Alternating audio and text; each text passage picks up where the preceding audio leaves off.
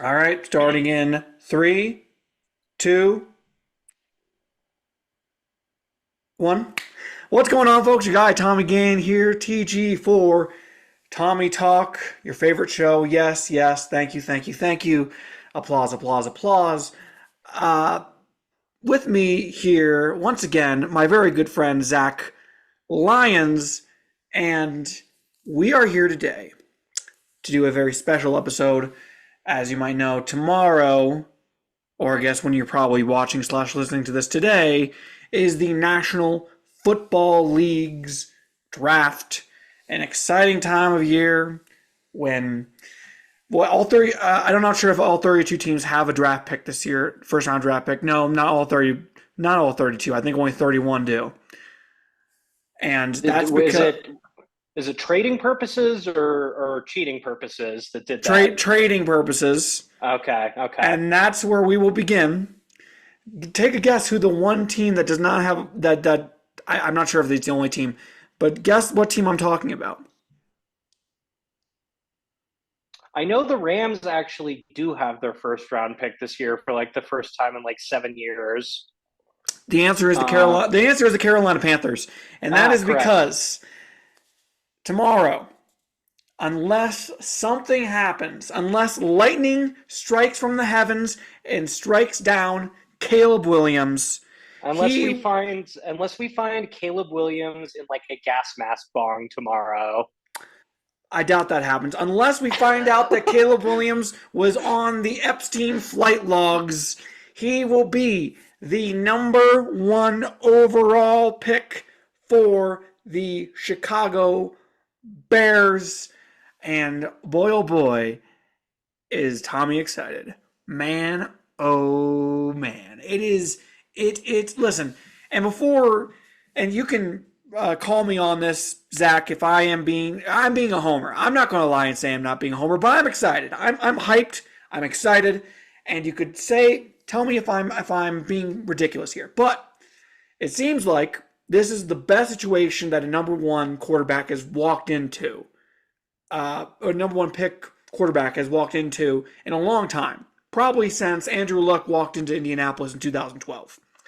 The fact that the Bears have this pick is a feather in the cap to Ryan Poles, who fleeced, at least right now it looks like, they fleeced the Carolina Panthers last year by trading away the number one overall pick. A number one overall pick, by the way, that you suggested the Bears consider using on Bryce Young, but we won't get into that. I think I said CJ Stroud, but we're No, gonna. no, you said Bryce Young. Stop that. Stop acting like you are Nostradamus over here. Okay, okay. I'll run the tape back. Okay. And people in the comments tell me if I'm wrong because I think the clip is on the YouTube channel. Yeah, Point clip me, is, catch me in 4K. or they could catch me in 4K. The point here is I'm excited. It's an exciting time to be me. No big deal. What are your thoughts? Do you put Caleb Williams as your number one quarterback, or do you take someone else number one overall, Zachary? No, I hate to be Mr. Agreeable on the podcast instead of embracing debate, but you're 100% right. Caleb Williams is the real deal. You went to that. You were standing right next to me at that USC game, Mm-hmm. right? I think you went with me. Mm-hmm. He, you're gonna hate this. You're gonna really hate this, but he reminds me of another quarterback that I've seen with my own two eyes in person. Can you You guess? told me this already. It's Aaron Rodgers, and no, I'm not going to hate this. I have been dreaming of having my own Aaron Rodgers for many, many years. This is not in any way I have said for years Aaron Rodgers is a great quarterback that he owns my soul. I have hated what he's done to me. I have hated that, but I've never said I think he's a bad quarterback. So yes, thank you, Zachary. That's actually a great thing you can say. I love it. Just some of the just the throws that he can make. I I think he's going to need to learn to play a little more just In a on system, schedule. yeah, Yeah, yeah. just just 3-step, 5-step drop, get rid of the ball. He's going to get his ass kicked if he kind of runs around and does some of the That's fair. does some of the stuff outside the script that he's been doing in college. But he has But long every story bit of short, the you think that he is the number one guy. He's the guy. He has the yeah tools, all that stuff. What is yeah your every top every bit five of go quarterbacks? ahead, sorry. Sorry, but no, I was saying, what was your top five quarterbacks? I have it Williams, May, um, McCarthy, Daniels, Oh and my gosh. then you can put Nick slash Penix at 5 for me. I don't have a preference between either of them. My first of all, I'm sorry I cut you off on the rest of your Caleb Williams No, explanation, you're good. but my top five quarterbacks, and I want to hear your opinion on this because I was coming up with this, and I think this is the correct. Caleb Williams at one, Michael Penix at two, Drake May at three, Jaden Daniels at four, Bo Nix at five. Anyone that puts JJ McCarthy in their top five is living in la la land, crazy town. My goodness, I'm a little disappointed, Zach, that you have bought in to this JJ McCarthy nonsense that we have been I'm kind of spoon fed over the last few months. Come on. I'm kind of buying it. It's not his fault that Michigan had the most dominant run game in the nation. It's not his fault that he only had to throw 20 balls a game. Yeah, I get it. I get it. The reps aren't there, but he's a good, really strong decision maker. I don't think the arm talent is anything special, but it's fine. I really just like the decision making and the poise more than anything. He went 13-1 and 15-0 in 2 seasons as a starter. That has to count for something, right? Not really, no. Okay. I mean, listen, this is kind of whataboutism. I mean, the people were going around acting like JJ McCarthy is now quarterback Jesus when I mean, even when he did, I he have him never three. he I never don't really like. I'm had to not. put a football team on his back at all. There were times where he didn't look that amazing. That this reeks stinks of a Zach Wilson type situation where we get closer to the draft and then you start looking at his pro day and stuff like that, and people start, saying, "Oh, he has some of those skills and stuff." Oh, they get the people overthink, and it gets GMs fired. And any GM that takes JJ McCarthy in the first round of the National Football League draft deserves to get fired. Fired, fired, Okay. fired, fired, fired. Final. My Final. goodness. This is a Final disaster for whatever counterpoint. franchise takes JJ McCarthy. And I don't even dislike JJ McCarthy, and I don't dislike Michigan whatsoever. Congratulations on winning national championship. But anyone who has half a brain has to understand that this is all fugazi. This is just, I mean, it feels like I'm in crazy town. I've seen this play out time in and time out, and it never works out. You So have you to were. stay So away. you He needs to hated. be a Will Levis situation where last year Will Levis, people tried to say, "Oh, he's a top five quarterback. He's a top five quarterback," and then, but intelligently, team said, "No, no, we're gonna hold back," and he didn't go until second round, which was smart because people look too much at like these hypotheticals about him and not enough at what we actually saw on the field. Go ahead. Okay. I have a few counterpoints here. Were you a Josh Allen hater? Were you on? Were So I you were don't you think that's a fair at all because Josh Allen was obviously the physicals were there, the arm talent, the arm strength was there. I think everyone thought that Josh Allen was not going to develop the way he has in the NFL. He's a very rare situation where a quarterback like him works out. It doesn't happen that often. It's not like you could say, "Oh, he's just like Josh Allen coming into the draft," and think that is a recipe for success year in and year out. I okay. You asked. Here's the thing: is you asked me to rank my top five, right? I think Yes.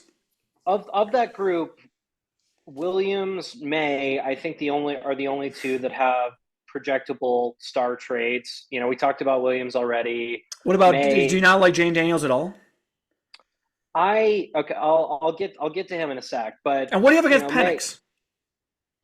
I will get they're all kind of in the same category. For the last two guys you mentioned for me are both in the same category. So I'll get to them in just a sec. But like the top two, I think are the ones with projectable star traits. You know, May has an absolute gun. He's 6'5". He's huge. He's I don't know, you know, Big Ben type traits maybe. Um, Mitch Trubisky. McCarthy at 3. I don't think I don't necessarily think he's going to light the world on fire and be an absolute star. I think he'll be a good, solid NFL starter, and because of positional value, that is still worth a mid to late first round pick.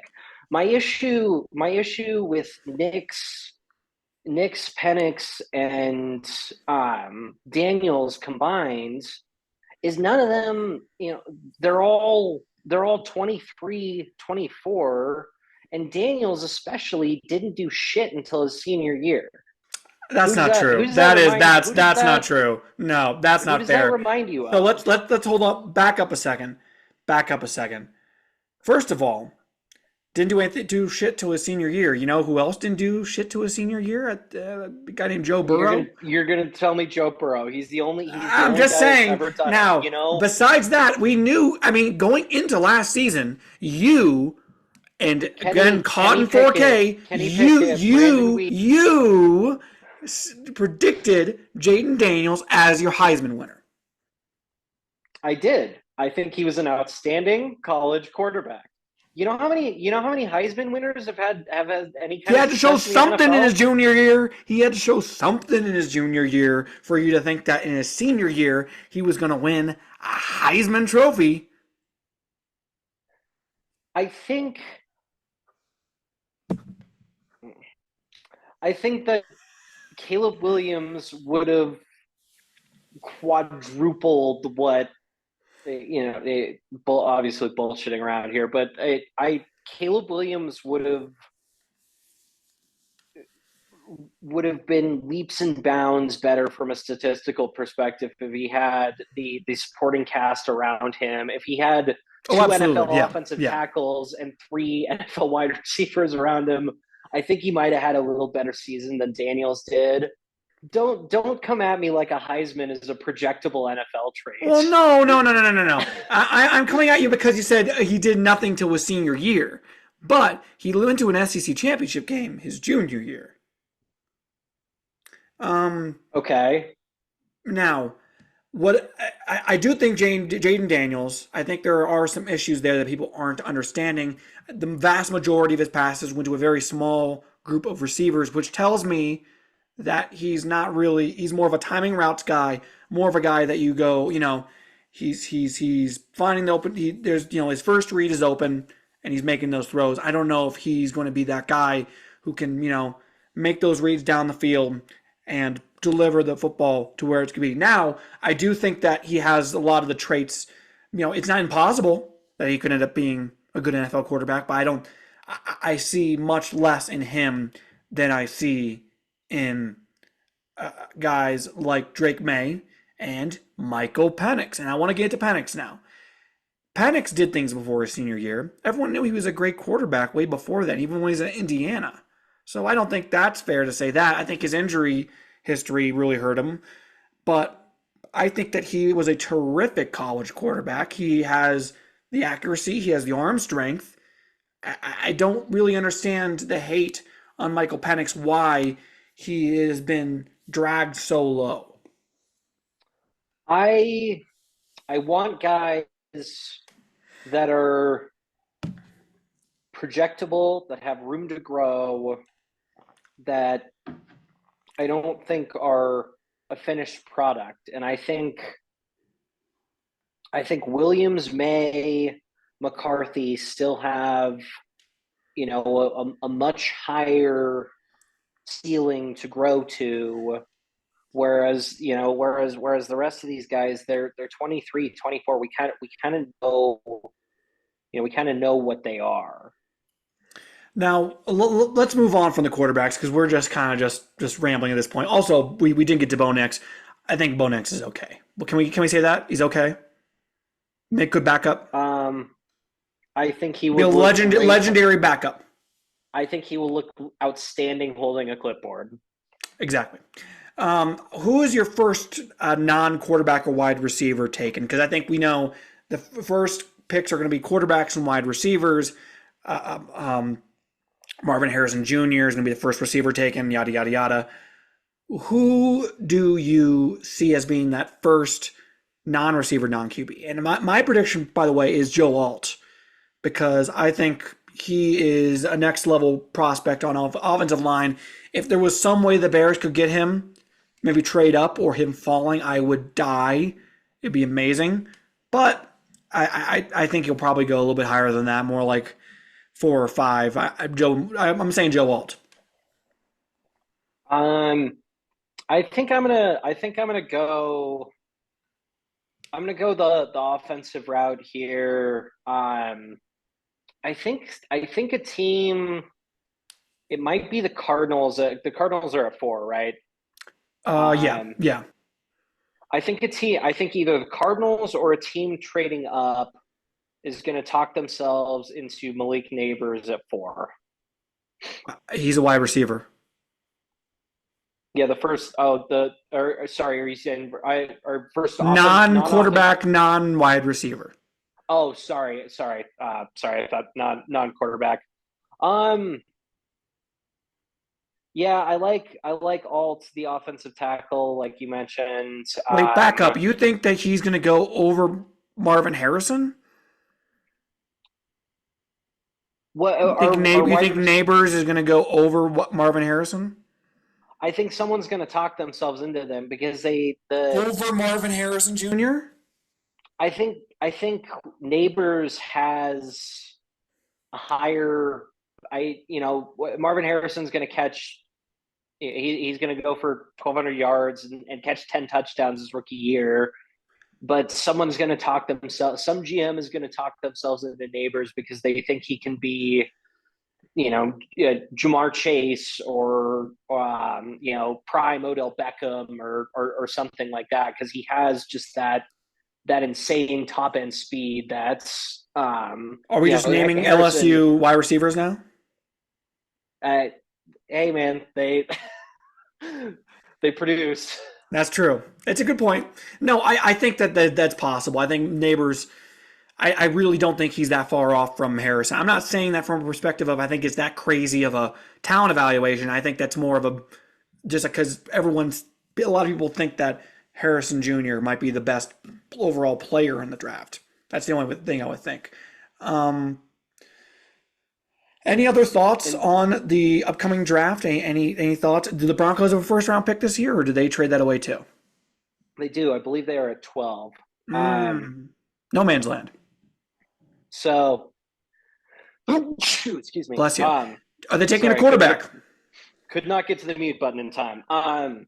Yeah, I think it is going to be a quarterback, TG. That's jeez.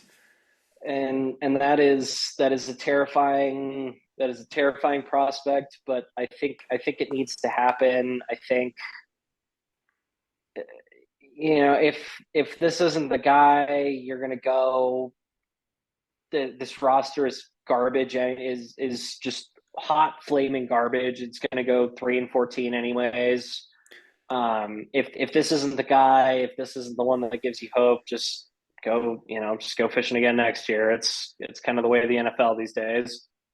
We went through this the other day, and we were looking at players drafted by the Broncos that won a playoff game with the Denver Broncos, a quarterback.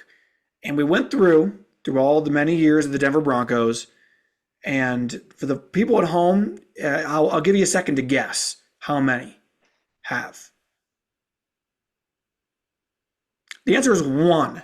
It's Tim Tebow. There has been no other quarterback drafted by the Denver Broncos to win a playoff game for the Denver Broncos. Now, coming from a Chicago Bears fan who has seen some of the most putrid draft picking like ever, that is kind of incredible, pretty dang remarkable to be quite honest with you. The Broncos need to stay away from the quarterback position for the time being. They need to stick with Zach Wilson. And I know you're not happy with the Zach Wilson trade. I think me and Henry Collins have talked about it, and it's fine. I've simmered on it. It's fine. It's fine. It's zero risk. Exactly. It's zero risk, and you're going to be able to tank this year, just tank it out, and try to get a top 5 pick, maybe even number 1 overall pick next year. You just tank it out because you're not doing anything this year. I would be going even farther in tanking than the Broncos are right now. I would be actively trying to purge the roster at the moment. And say, Sean Payton, you guys need to rebuild this. George and Sean, you need to build this up from the ground up. Because last year you tried to kind of do a halfway sort of let's get the train back on track thing that didn't work. It looked like for a second was going to work. It didn't work. You traded away Russell Wilson. And now that last thing you just described, that's like the last, I don't know, 8 years of Broncos football. That's true. Just try and half-ass put it together and maybe squeeze into the playoffs. Well, that's what I mean. Just now it's time to wipe the slate clean. You know, if a few things bounce your way, maybe in 2 or 3 years, maybe you could be competing for a playoff spot. That's how it works in the NFL. If you can get a few things going your way, the Bears did that. This is the time. You know, like when the Lions were terrible. What was it like? 2-3 years ago? Yeah. They even though they were garbage, they still, that was the time when they still had, good, like, inspiring performances from guys like Goff played really well in a couple of those games. That's when St. Brown broke out. A couple guys on the defensive side. It's that's what you're hoping for this year if you're a Broncos fan. Just find me some unexpected gem that's going to be something to build around. There was also Zach Lyons saying that Dan Campbell was a terrible head coaching pick by the Lions. I'll crow on that. I actually kind of like him now. He's very funny. If he wasn't in my division, I would like him a lot more. But overall, excited for the draft. Should be good. I mean, someone was saying how the NBA has surpassed the NFL or something like that, but then they made someone made a good point in response that tomorrow more people are going to be watching the NFL draft than watching like any playoff game. Like, it's going to be like the ratings are going to be so much higher, which is crazy to think about. It's really absurd how that goes, but the NFL is king, huh? Yep, they own a day of the week. No, well, that's not true, but still. Moving on, let's talk a little bit about your sports teams, because Zachary has 2 different teams in the playoffs right now, Nuggets and Avs. What are your thoughts so far? First of all, the Nuggets own the Lakers. I mean, they own them, lock, stock, and barrel. It's getting so bad that Lakers stans, who probably have never been to Los Angeles in their lives, are like making poetic things on Twitter about how they're the great underdogs and Denver is like the evil masterminds. And it's like, oh yeah, wild stuff. Yeah. You know what I say to those guys? Welcome to the first 24 years of my life, buddy. God, it's insane. It's insane. And listen, you have to say a little bit. Jordan was never dominated this much by a man from Serbia. That never happened. So, Mr. LeBron James, not a great look at the very end of his career where he has everything. He's basically, GM LeBron, Le GM, and he can't do anything. Also, his son's probably going to Duquesne, which will be crazy. From what Oh, I've I heard. didn't hear that. That's the That's the transfer word on the news. that's the word on the street. That's not official at all. That's just the word on the street. It sounds like they're making headway with bringing him in, which would be crazy. Um, what do you think? Do you think they finish off the sweep? I think there's no way they die. I was texting people the other night during that game. I was saying I think if they win this game, they sweep because they just own they just own their soul at this Yeah. point. Yep. And even like they play these games. It's kind of the same script in every game. Like the Lakers get hot during the minutes when it's kind of Murray and the energy guys on the floor and no Jokic. The Lakers get hot. They use their size to get a bunch of good get a bunch of buckets down low. Get out to like 5-10 point lead, and then Jokic just comes in the fourth quarter and murders them and executes, and it just doesn't even matter. And it was just that to a higher degree last night, I guess. I mean, I'm very happy for you. I'm very happy for you. It is an exciting thing. The Lakers can, kind of screw off after all these years. Nuggets fans, you finally making it happen. And then on the other hand, the Avs, after a tough game one against the Jets, they win game two. That's not bad, right? That was inspiring. Georgiev made some great saves after he was kind of I just couldn't believe how toxic the conversation got around the goaltending after one game. That Um, one game was Goal Fest USA. it was horrific. It was 7 goals on 22 shots. Like I don't. Yeah. It was gross, but all he has to do is just be average. Just save like 90% of the shots. Just be yeah. Just be a 900 save percentage Sure, tendy. That's sure. that's all this team needs. It's the same script as 2022. If they can just get some level of consistency from that position. So it was nice to see him bounce back the other night. If the somehow the Avs and the Nuggets make a run in these playoffs and are in the finals at the same time, both in the finals, that would be one of the craziest things I have ever seen. Ever I seen. want to Denver co would a co parade would be wild. Yeah, Um, I want to co-parade. If one wins first and the other one's in it, I want that first one to wait around and that's see. fair. Well, yeah, that's fair. Um, and then finally, your Bronco again. I'm gonna have to kick your Broncos in the gonads again. Those jerseys they released. Ugh. P Oh, the U. I mean, what are we doing here? I mean, the I NFL has refuse yeah. I refuse to acknowledge anything but the 77 throwbacks. Those should be the Continue. all. I don't understand how those are not the all-time like the normal uniforms now. I mean, the NFL has done a great job. Teams have finally caught on with what the fans actually want and what the players actually want, which is sort of these modern throwbacks, sort of, kind of bridging the gap between old school jerseys and new school jerseys and stuff like that.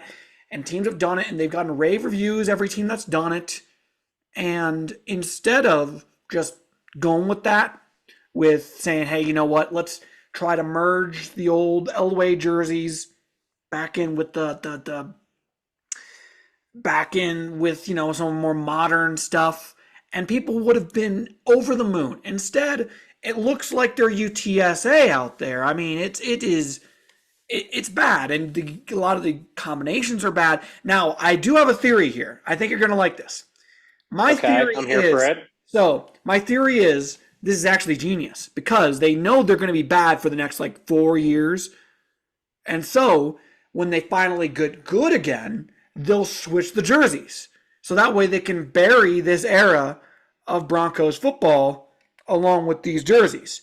They can just kind of be like, nope, bring in the new ones, kind of like what the Browns did and the Jets are doing and stuff like, and the Buccaneers did. They I get don't. rid of Yeah, those bad uniforms that they had for the period where they sucked, and then they bring in new uniforms once they're good. yeah, and the Bucks. God, the Bucks went from that awful like hyper modern look back to like I think they have like a pretty classy, like they Yeah, don't have the I think best they're a really colors, good but I look. think they have like a pretty classy look now. Just you like it. You don't need to oversimplify it. Just like the blocky numbers, the team script right here. It's Anyone that not says it's that not that that hard. uniforms need to be like people mean like we need to move forward with uniforms. It can't be the same forever. Listen, I am all for being like, we can't all live in the past all the time, and there's such thing as overdosing on nostalgia. But when it comes to uniforms, if it's an iconic look, there's a reason why the iconic looks stick around forever because they work, because people love them, because people know you got a good thing, you don't mess with it. You don't mess with it just to sell jerseys because that feels like what kind of happens with with these teams. You Oh overthink. yeah, Yeah, absolutely.